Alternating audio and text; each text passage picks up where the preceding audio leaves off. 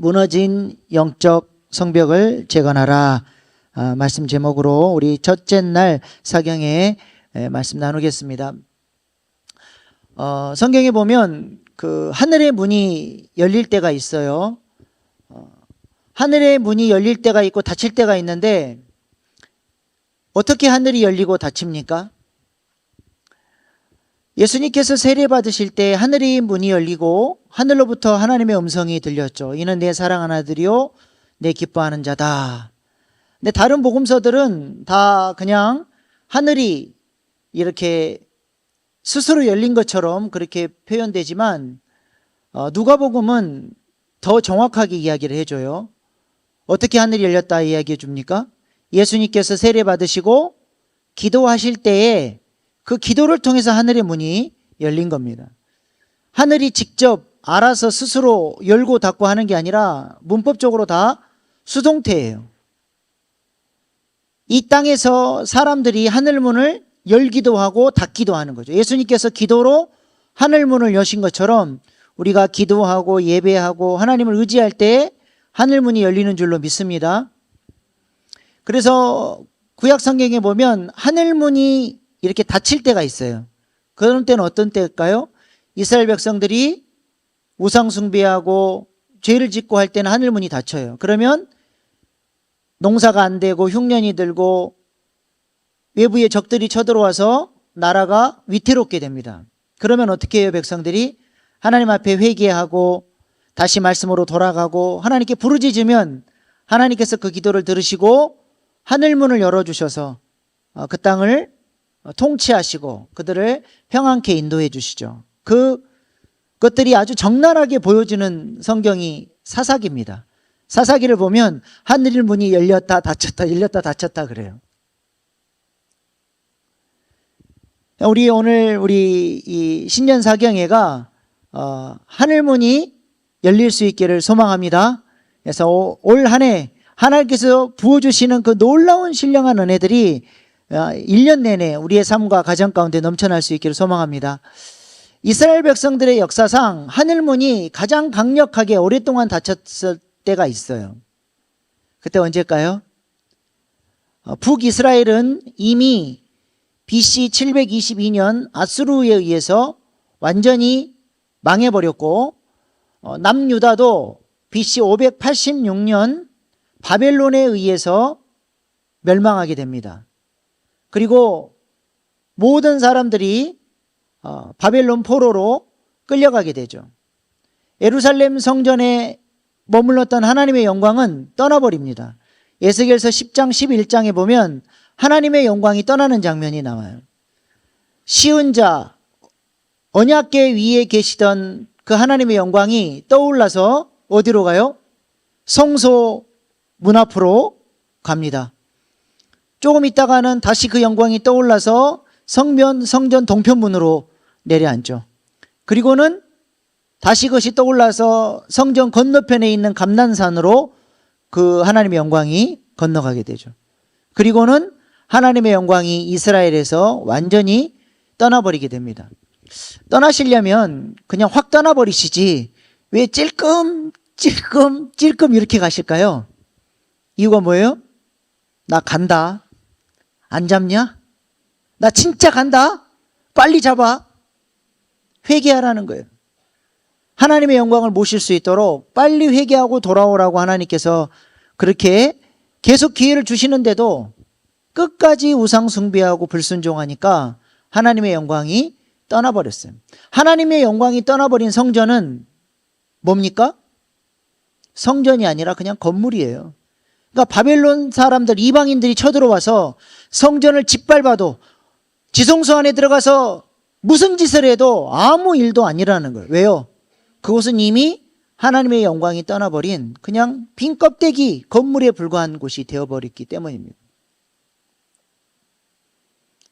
그렇게 바벨론으로 끌려가서 70년간 포로 생활을 하게 되죠. 느헤미야서는 우리가 이제 3일간 느헤미야서 말씀을 공부할 텐데요. 금요 기도회까지 하면 이제 4일이죠. 느헤미야서는 바로 이것을 이때를 바로 배경으로 하고 있습니다.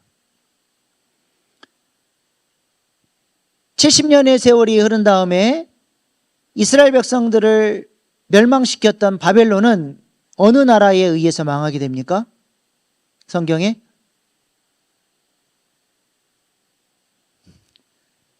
네?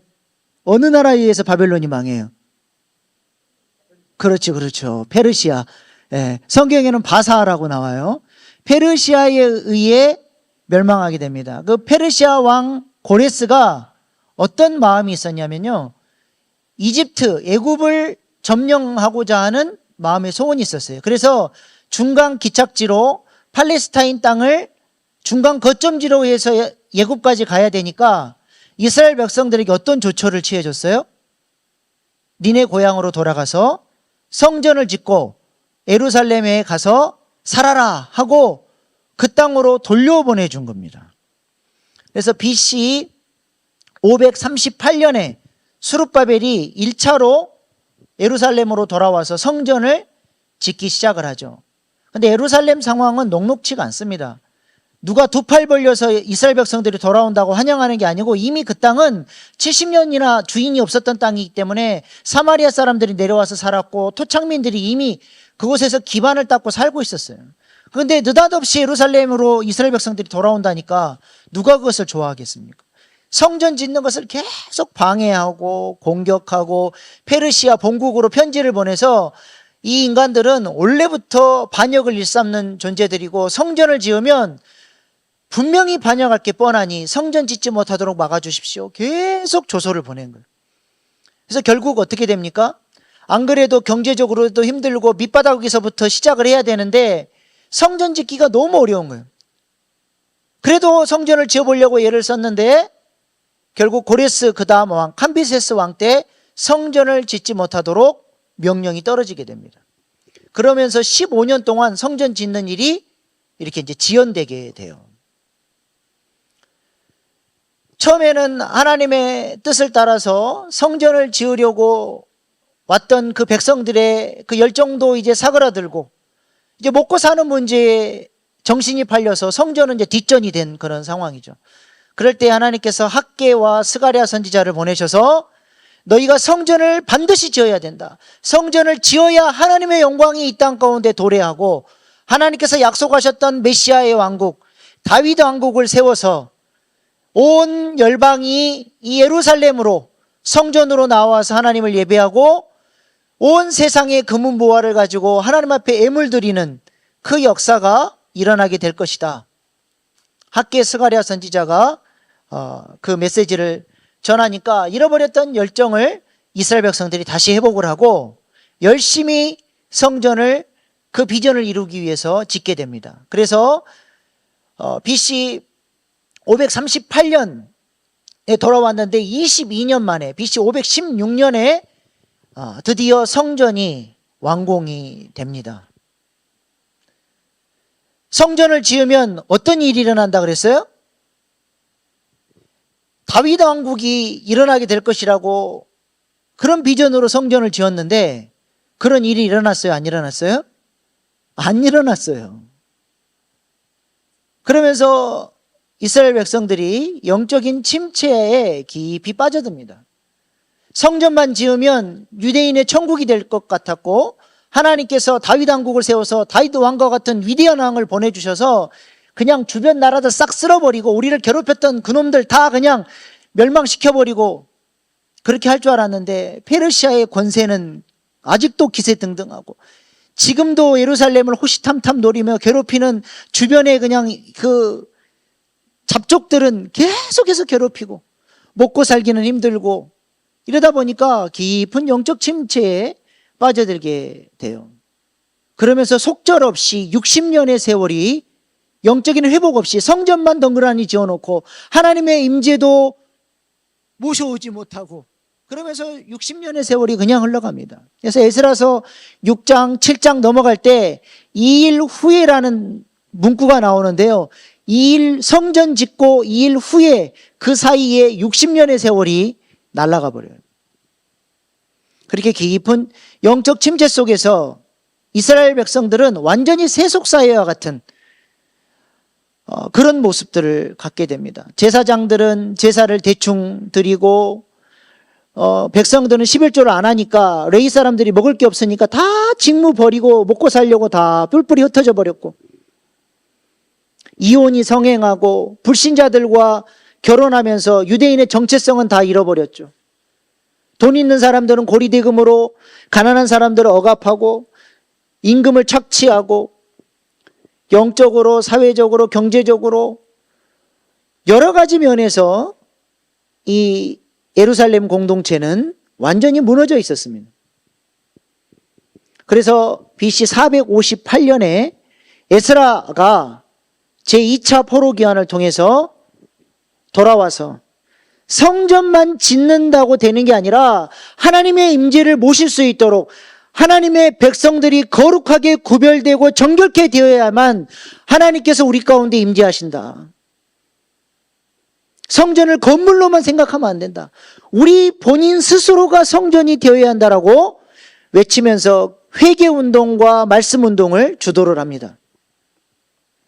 그러면서 그들 안에 있는 이 예루살렘 공동체 안에 있는 이 잘못, 특별히 이방인들과 결혼하고 세속 문화와 우상 숭배를 받아들였던 그 모든 것들을 척결해요. 다 이혼시켜버립니다. 지금은 이게 말도 안 되는 일 같지만 당시에는 그들의 신앙 정체성에 있어서 이 문제가 너무 중요한 문제였기 때문에 에스라가 단호하게 이 문제를 대처하고 이 모든 이방인들을 다 잘라내서 이혼시켜서 쫓아내 보내버리죠. 근데 하나님께서 은혜를 주시니까 백성들이 또 순종을 해요.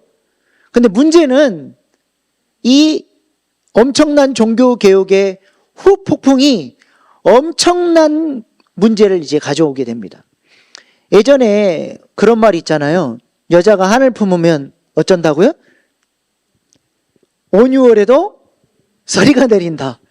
아니 지금 잘 먹고 잘 살고 있는데 갑자기 어느 날 보따리 싸서 쫓아내버리니까 이 여자들이 자기 이제 동네로 돌아가가지고 울고불고 난리가 난 거예요. 오빠, 아빠, 내가 진짜 억울해서 살 수가 없어요. 어떻게 나를 이렇게 매몰차게 쫓아낼 수 있냐. 울고불고 하니까 안 그래도 예루살렘을 없애버리고 싶어서 이 영적인 부흥이 일어나면 마귀는 어떻게든 그 불을 꺼버리고 싶거든요. 안 그래도 예루살렘 성전이 눈에 가시였는데 명분이 생긴 거예요. 쳐들어갈 수 있는. 그래서 도처에 쫓겨났던 그 주변 나라들이 예루살렘을 공격을 해버립니다. 그래서 안 그래도 부실한 예루살렘 성벽들이 다 무너지고 불타버리고 훼손되게 된 거예요. 이 상황 속에서 느헤미야서가 이제 시작이 되는 겁니다. 그 동생 하나니가, 느헤미야 동생 하나니가 그 예루살렘에 불탄 그 가슴 아픈 소식을 가지고 페르시아의 수상궁에 있는 형 느헤미야를 찾아왔어요. 어떻게든 좀 형한테 도움을 좀 받고 싶어서. 근데 형한테 미안하잖아요. 말도 못하고 끙끙 앓고 있는데 느헤미야가 먼저 물어보는 거예요. 너 표정이 안 좋은데 무슨 일이냐?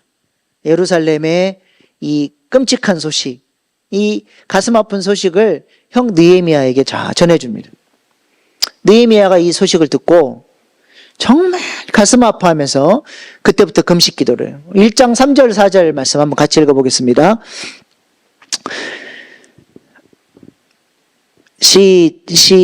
그거 맞아요. 시작. 그들이 내게 이르되 사로잡힘을 면하고 남아있는 자들이 그 지방 거기에서 큰 환난을 당하고 능욕을 받으며 예루살렘 성은 허물어지고 성문들은 불탔다 하는지라. 내가 이 말을 듣고 앉아서 울고 수일 동안 슬퍼하며 하늘의 하나님 앞에 금식하며 기도하여.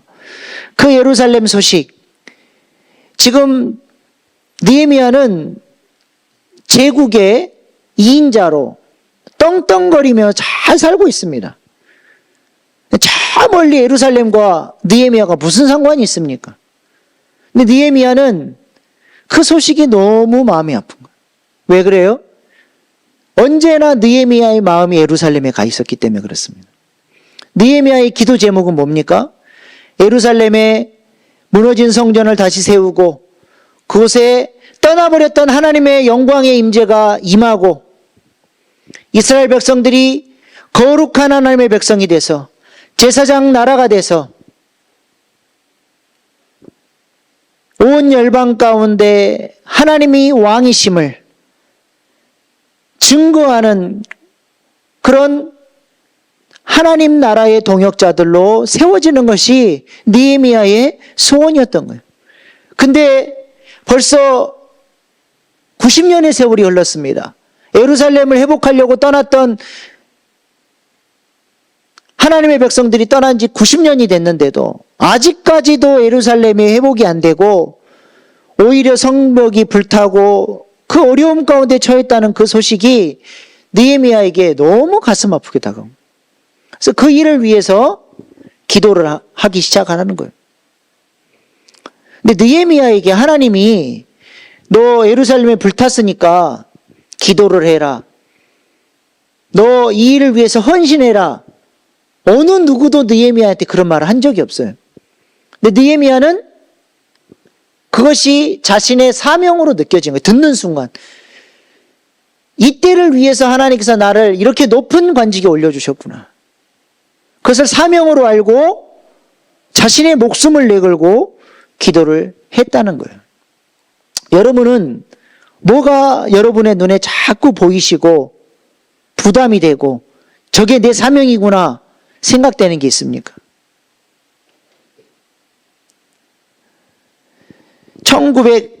1955년 가을 오레곤주의 한 마을에서 있었던 일입니다. 무료 영화를 상영한다고 온 동네에 광고가 붙었어요. 그래서 한 농부 부부가 무료 영화를 보려고 갔는데 그 영화에 앞서서 광고가 나오는데 6.25 전쟁, 한국 전쟁에서 고아들이 10만 명이나 나왔는데 이 아이들의 그 끔찍한 참상을 영상으로 보여준 거예요. 그러면서 이 아이들을 돌봐줄 손길을 찾습니다라고 하는 그런 구호 광고를 본 거예요. 영화 내용은 하나도 생각이 안 나고 집으로 돌아갔는데 계속 그 6.25 전쟁 참상과 그 고아 아이들의 모습이 자꾸 떠오르는 거예요. 아니 뭐 시골 농부가 무슨 힘이 있다고 뭐 그걸 뭘 할 수 있겠어요. 잊어버리려고 해도 안 잊어지는 거예요. 이 부부가 그래서 이 문제를 놓고 기도를 하기 시작합니다. 그리고 위대한 결단을 해요. 우리의 농장의 일부를 팔아서 한국으로 가서 8명의 고아들을 입양하기로 결정을 합니다. 그리고 실제로 농장을 팔고 8명의 아이들을 미국으로 데려와요. 이 사건이 지역신문에 실리게 되면서 여기저기서 그 부부에게 연락이 가는 거예요. 나도 한국전쟁 고아들을 돕고 싶다. 나도 아이들을 입양하고 싶다. 방법을 가르쳐달라. 그래서 이분들이 농사를 접고 아이들 입양하는 일에 올인하게 돼요. 그들이 바로 홀트 아동복지회를 창시한 해리 홀트 부부입니다. 그 영상, 자기 눈에 보여지는 그 부담감을 가지고 기도하고 헌신했더니 하나님께서 정말 가난한 농부를 사용하셔서 지금은 특수교육 및 온 세계의 이 입양 운동에 앞장서는 그런 단체로 성장하게 됐죠. 여러분은 우리 교회의 어떤 모습이 자꾸 눈에 들어오세요? 저건 아닌 것 같은데. 자꾸 뭔가 부담이 되고, 이거는 이렇게 했으면 좋겠는데. 그게 여러분의 사명입니다. 한번 따라해 보십시다. 보이는 것이 사명입니다. 부담이 사명입니다. 하나님이 내게 보여주시는 게 있어요. 우리 교회를 위해서 놓고 기도해야 될 문제를 보여줘요. 남들은 못 보는데 나는 그게 보여요. 안 되는 교회는 어떤 교회냐면 불평불만하는 게. 우리 교회는 이래서 안 되고 저래서 안 되고 저게 문제고 저게 문제고 그 교회는 망할 교회예요. 그 잘 되는 교회는 저 문제를 품고 내가 기도하고, 내 눈에 보이는 저 문제 때문에 내가 금식하고 엎드리고, 목사님의 저 문제가 부족해 보이면 그 문제를 놓고 기도해 줄 수 있는 사람, 그 교회가 되는 교회인 줄로 믿습니다. 여러분에게 하나님께서 보여주시는 그것, 올 한 해 그것을 여러분이 사명으로 알고 기도할 수 있기를 축복합니다. 느헤미야는 그 부담을 안고 기도하기 시작했어요. 술 맡은 관원장이었죠. 술이나 따라주는 그런 종의 수준이 아니라 그가 섬겼던 아닥사스다 왕은 굉장히 의심이 많은 왕이에요. 제가 몇 주 전에 한번 설교 때 얘기했었죠. 아버지가 돌아가시고 나서 자기가 왕이 될 수 있는 서열이 안 되니까 위로 형제들을 다 죽여버렸어요. 숙청해버렸어요. 피해 숙청을 하고 왕이 됐기 때문에 굉장히 예민하고 민감한 왕입니다. 아주 폭군으로 알려져 있죠. 근데 자신의 생명을 담보로 하는 술 맡은 관원장을 느헤미야에게 맡겼다는 것은 느헤미야를 그만큼 신뢰했다는 거예요. 요셉도 보디발에게 엄청난 신뢰를 받았는데 보디발이 먹고 마시는 것은 관장할 수가 없었어요. 느헤미야는 황제가 마시는 문제를 관장하는 측근 중의 측근입니다. 자기가 이런 높은 권세자가 됐다는 것이 바로 이때를 위함이라는 것을, 하나님 나라를 위해서 자기가 헌신해야 된다는 것을 깊이 깨닫고 기도하기 시작하죠. 지금 느헤미야가 기도하는 문제는 사실 불가능에 가까운 문제예요. 이미 황제가 안 된다라고 성벽 쌓는 일을 조서를 내려서 아닥사스다 왕이 이미 에스라서 4장에서 성벽을 못 짓도록 만들어버렸어요. 황제는 곧 신이고 신의 말은 틀리는 법이었고 절대로 황제 본인 스스로도 자기가 내린 조서에 대해서 번복할 수가 없는 그 일을 다시 한번 번복시켜 보려고 기도를 시작한 거예요. 왜 그렇습니까? 느헤미야의 마음 가운데 황제보다도 더 위대하신 하나님을 믿는, 신뢰하는 믿음이 있었기 때문에 그런 기도를 할 수 있는 거예요. 여러분 스스로도 여러분 이미 기도를 포기한 문제가 있지 않습니까? 이미 20년, 30년 기도했는데 이미 그것들이 이루어지지 않으니까 아이고 그거는 뭐 하나님이야, 하나님 할아버지과도 안 돼. 기도를 포기한 문제 있지 않아요? 하나님께는 불가능이 없는 줄로 믿습니다. 저희 아이들이 어릴 때부터 강아지를 좋아했어요. 저는 그래서 지금도 이제 강아지를 키우는데요. 아이들이 강아지를 좋아하니까 애견 카페를 이렇게 데려갔어요. 근데 애들이 강아지를 좋아해도 멀리서 좋아하지 꼬맹이 때는 강아지도 엄청 크게 느껴지니까 애들이 막 이렇게 확 덤벼들면 되게 무서워합니다. 그래서 우리 애들을 데리고 애견 카페를 갔는데 막 강아지들이 새로운 애들이 오니까 막 좋아가지고 막 덤벼든 거예요. 그랬더니 시온이가 강아지 그러다 애들이 오니까 에이 그러면 아빠 그러는 거예요. 뭐예요? 안아달라는 거죠. 제가 덥석 안아줬어요. 그렇게 무서운 강아지를 아빠가 딱 안아주는 순간 아빠한테는 이 강아지는 그냥 강아지에 불과한, 그리고 자기를 어떻게 해버릴 것 같았던 그 강아지가 아빠 품에 안기는 순간 자기 발 밑에서 이제 귀여워할 수 있는 그런 존재가 되어버리는 거죠. 우리가 하나님 앞에 기도한다고 하는 것은 하나님 아빠 할 때 하나님이 우리를 덥석 안아주는 거예요. 우리가 그렇게 크게 보이고 안 될 것 같고 불안에 떨었던 그 문제도 하나님께서 덥석 안아주는 순간 하나님의 관점으로 그것을 볼 때에 그 문제는 아무것도 아닌 문제가 될 수 있는 것입니다. 우리가 새해 아빠 하면서 우리가 우리의 문제들을 하나님께 의탁하고 하나님 품에 안길 수 있기를 소망합니다. 느헤미야가 그렇게 하나님을 의지하고 기도를 하는데 얼마나 기도했을까요? 1장 1절에 보면 기슬루올이라고 나와요. 1장 1절. 네, 자막 띄워주세요. 네, 그 다음 거. 네, 기슬루올 나오죠. 저게 지금 오늘날 3월이에요. 3월. 근데 언제까지 기도했냐면 느헤미야 2장 1절 말씀 한번 봅시다. 여기 보면 어디 뭐라고 나와요? 니산올 나오죠. 7월이에요. 7월. 그러니까 몇 개월 기도했어요? 4개월 동안을 작정을 하고 하나님께서 이 일을 이루어 주실 때까지 기도를 한 거예요.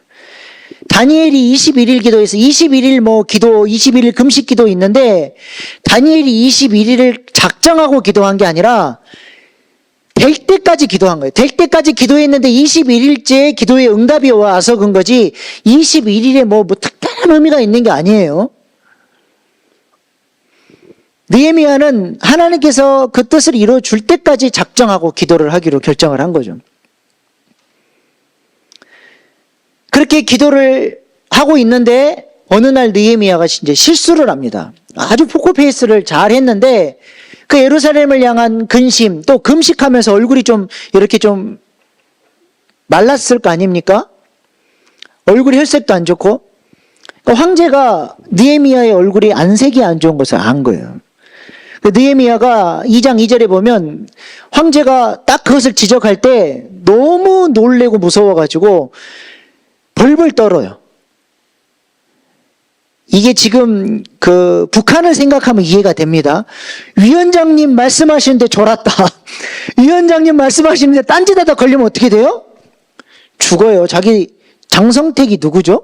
자기 고모부인가요? 고모부죠. 고모부도 딴짓하다 졸다 걸려가지고 끌려나가서 그냥 방사포로 쏴 죽여버렸잖아요. 당시는 더 무시무시한 그 절대 왕권의 시대 아닙니까? 근데 황제가 느헤미야를 워낙 신뢰하고 평소에 잘하고 충신이었기 때문에 물어봐요. 너 왜 그러냐? 무슨 사연이 있냐? 우리 예전에 학교 다닐 때 공부 잘하고 열심히 수업 잘 듣던 애들이 가끔 졸면 선생님 뭐라 그래요? 머리를 쓰다듬어 주면서 아이고 어젯밤에 얼마나 늦게까지 공부했는데 좋냐? 그러는데 평소에 공부도 안 하고 까불고 맨날 자던 놈이 또 자면 어떻게 합니까? 불펜 뭐가 날아가요? 이거 뭐죠? 이게 쓰는 거? 네, 분필이 날아가요. 분필이. 느헤미야가 평소에 이 충신이었기 때문에 황제가 느헤미야에게 이제 물어보죠. 근데 느헤미야가 이때가 하나님이 주신 기회인가 보다 하고 하나님께 잠시 기도하고 이야기를 하는데요.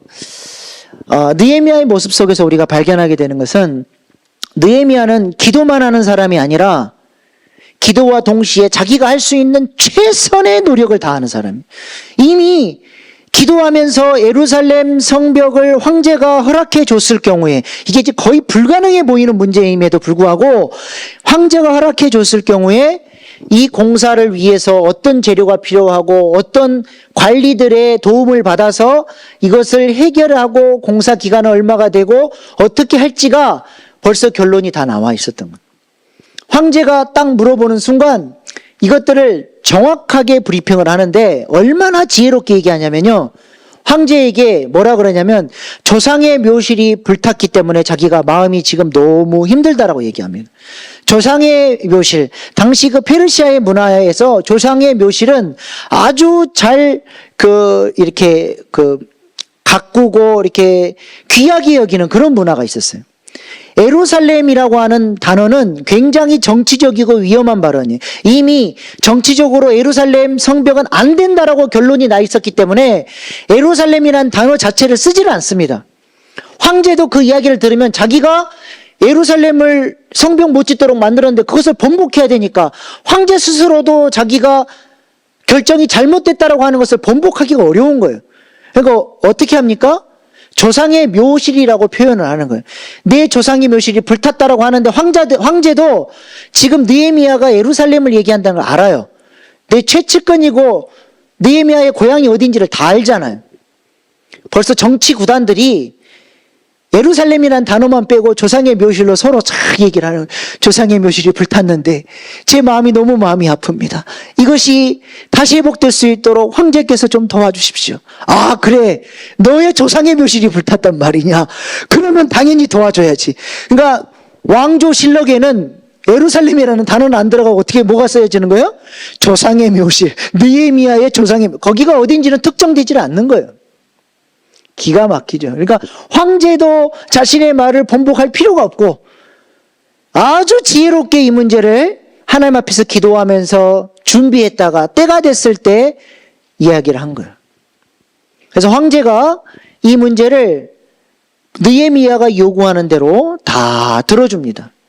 안 될 것 같았고 불가능해 보였던 그 문제가 하나님의 은혜 가운데 이 문제가 잘 해결이 된 거예요.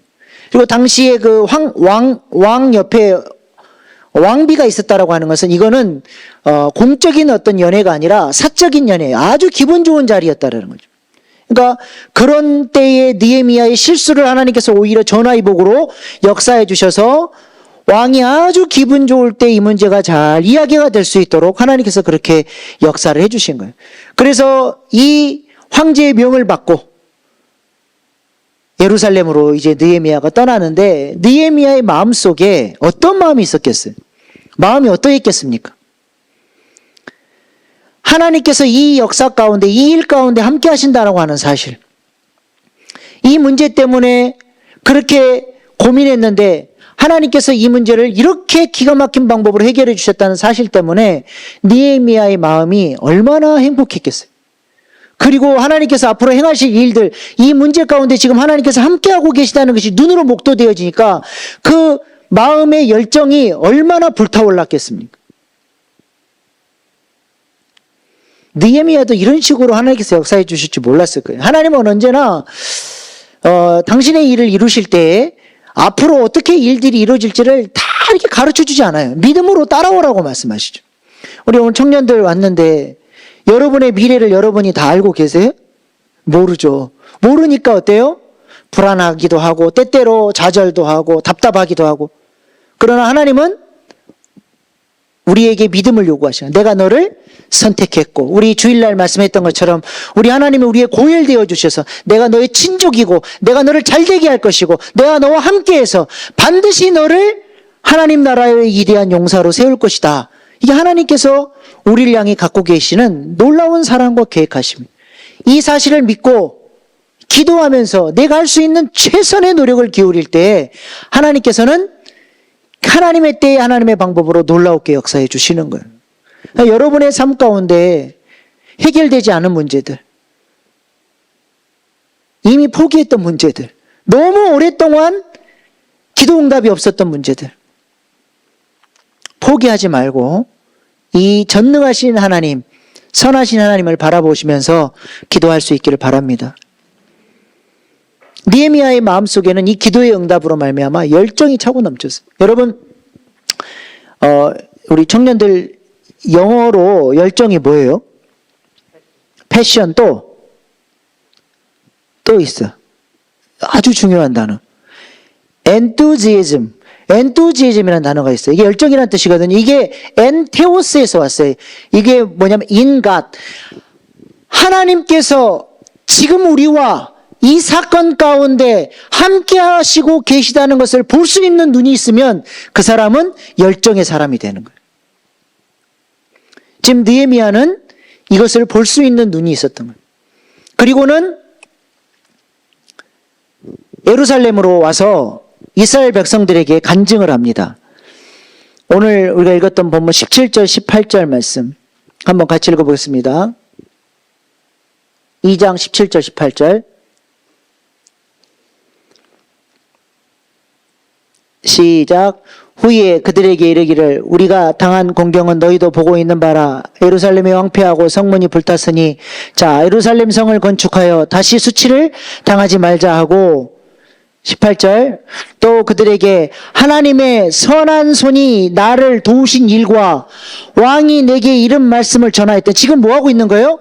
내가 불가능해 보이는 문제를 놓고 기도했더니 하나님께서 이렇게 선하게 역사해 주셔서 황제의 마음을 바꿔주셔서 내가 이렇게 왔다. 내가 이게 가져온 이 모든 자재들을 봐라. 이것은 하나님께서 일하신 일이고 이 문제 가운데 하나님이 함께 하신다. 우리가 다시는 수치를 당하지 말고 예루살렘 성벽을 쌓자라고 간증했더니 모든 이스라엘 백성들이 그 잃어버렸던 열정을 회복하고 이 일들 가운데 동참하기 시작합니다. 무려 90년 동안이나 안 됐던 일, 90년 동안이나 못했던 그 일, 그래서 이것은 안 된다고 다 포기해버렸던 일, 하나님께 은혜를 받고 성전을 짓고 그 땅을 회복하겠다고 뜨거운 열정을 가지고 왔던 사람들마저도 포기해버렸던 그 일이 느헤미야가 돌아와서 간증하고 열정을 가지고 그 일들 가운데 일하기 시작하고 백성들이 한마음 한뜻으로 동역하기 시작했더니 단 52일 만에 90년 동안 안 됐던 일이 단 52일 만에 이루어진 줄로 믿습니다. 엄청난 역사가 이루어진 거예요.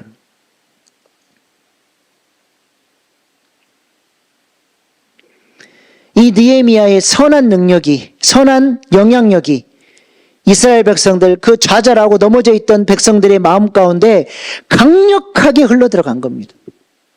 저는 이런 선한 영향력을 갖고 있는 사람이 너무 좋아요. 저는 그런 사람이 되고 싶고 그런 사람들이 부럽습니다. 예전에 우리 작년에 오셨던 네팔 선교사님 세썸스 목사님 혹시 아세요? 그 기억나세요? 미국 목사님.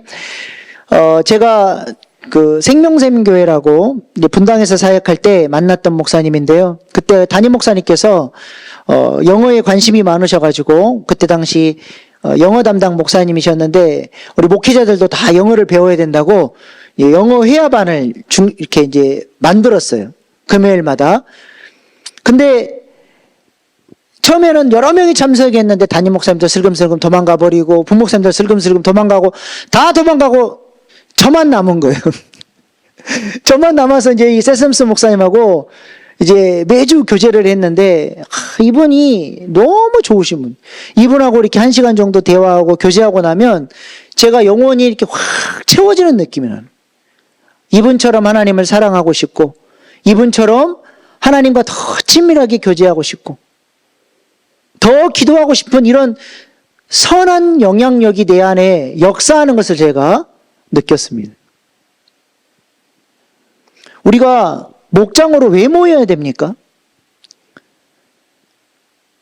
목장으로 모여가지고 여러분 목자가 제가 설교했는데 뭐 하려고 또 설교를 합니까? 그 시간에? 나 설교하고 있는 사람도 봤네. 에? 목장 시간에는 설교하는 시간이 아니에요. 목사님 설교 요약해주는 시간이 아니라고요. 목자가 목원들 가르치는 시간이 아니에요. 뭐 하는 시간이에요? 내가 받았던 말씀의 은혜, 내가 받았던 그 뜨거움, 내가 결단했던 것, 그걸 나누는 거예요. 내가 말씀 속에서 이 말씀을 들었는데 내 삶에 이런 문제가 있었는데 말씀을 듣고 보니까 내가 이렇게 살아야 되겠더라. 내가 이것을 결단했다. 아, 집사님은 그 말씀이 그렇게 은혜가 되셨군요. 저는 이 말씀이 이런 은혜가 됐습니다. 사람마다 다 똑같이 말씀을 들었는데 다양하게 받은 은혜들을 나누면서 은혜를 되새김질하는 거예요. 일주일 동안 살고 돌아와서 그 다음 모임 때 내가 지난 시간에 이렇게 결단했는데 내 삶 속에서 기도하면서 내가 이런 승리를 했고 이런 간증이 있었습니다. 나누고 때로는 그렇게 결단했지만 제가 연약해서 넘어졌습니다. 부끄러운 모습도 나누고 우리 같이 기도합시다. 목장 모임 시간에 서로가 서로에게 영적 영향력을 주면서 함께 기도하고 더불어서 승리하며 살아갈 수 있도록 영적인 공동체, 영적인 군대를 이루는 게 목장이에요. 교회 와서 주일 혼자 예배드리고 가버리는 것은 교회 생활이 아닙니다. 생명으로 만나야 되거든요. 교회가 그래야 강력해지거든요.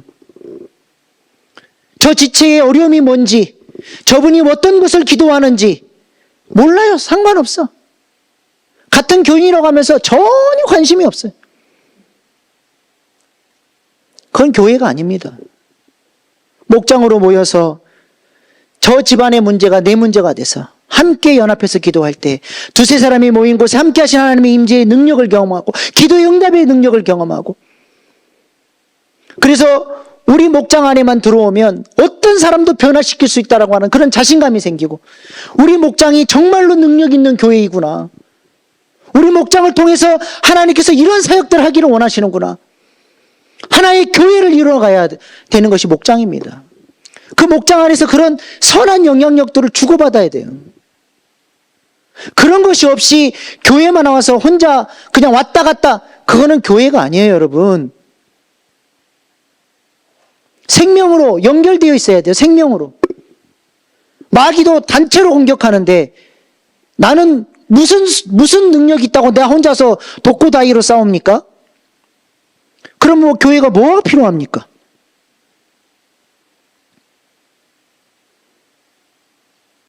연합하는 생명으로 연결되어 있는 이 공동체가 있어야 돼요. 느헤미야를 중심으로 이 예루살렘 공동체가 그렇게 연합한 거예요.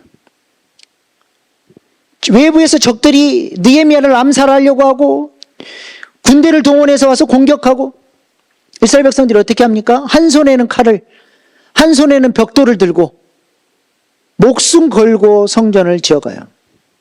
성전을 지으면서 첫 번째 성전을 지으면서 성별합니다. 성벽을 지어놓고 하나님의 말씀 앞에 엎드리고 회개하고 결단합니다.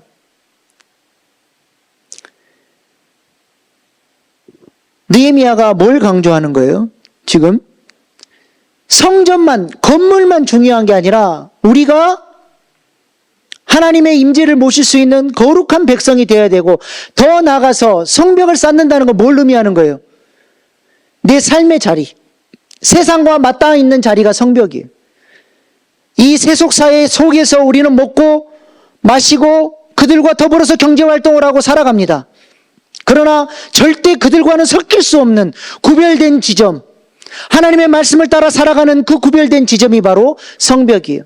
느헤미야는 구약 성경임에도 불구하고 건물의 성전의 개념을 뛰어넘어서 우리 일반 백성들이 성전임과 동시에 우리의 삶을 통해서 삶의 자리까지, 성벽의 자리까지 성전을 확대시켜 나아가야 할 것을 이야기하고 있는 책이에요.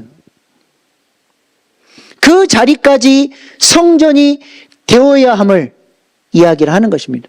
그래서 성별하면서 성벽을 쌓는 거예요. 그래서 우리가 어떻게 이 세상 사람들과 구별되게 성별된 삶을 살 것이냐, 내일 여옷은 말씀을 나눌 거예요. 이 말은 내일도 나오라는 소리예요. 오늘은 이게 오리엔테이션 앞에 이야기만 하고 가면 아무 소용없어요. 내일 이 성벽을 우리가 어떻게 성별해서 살 것이냐, 이 말씀을 나눌 거예요.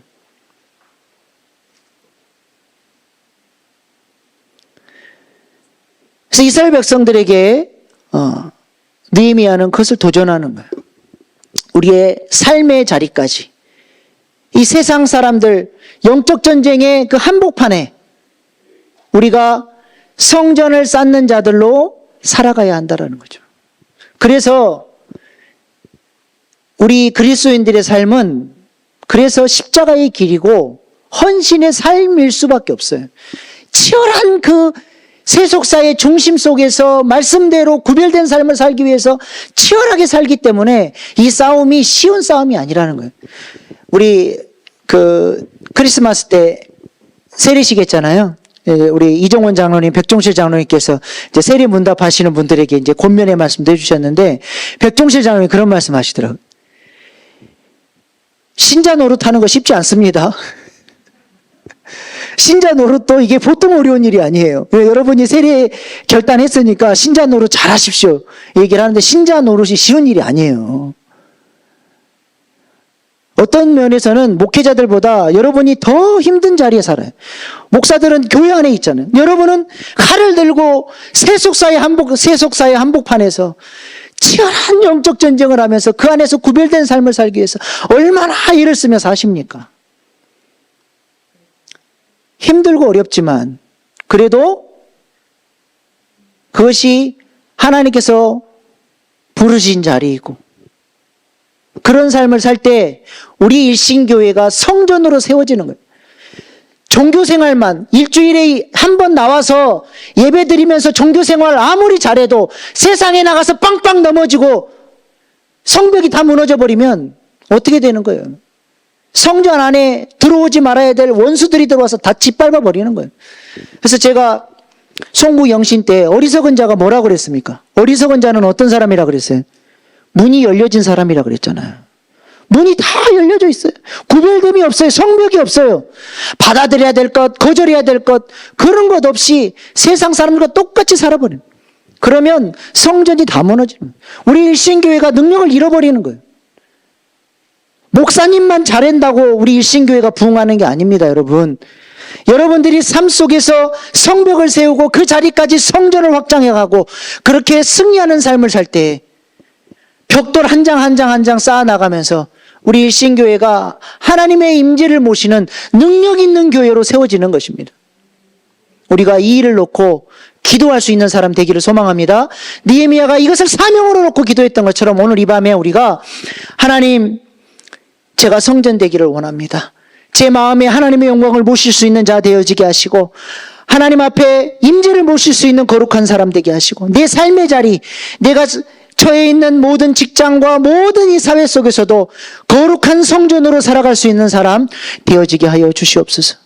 느헤미야가 이 일을 놓고 금식하고 목숨 걸고 기도했던 것처럼 우리 한 사람 한 사람이 이것을 비전으로 품고 2023년 안에 우리 일신교회가 이런 성전으로 세워지게 해달라고 기도할 때에 하나님께서 왕으로 높임받는 교회, 생수의 강물을 흘려보내는 교회, 우리 성전 마당만 밟아도 성령을 경험하는 라마나역 같은 성전으로 세워지는 교회 될 줄로 믿습니다.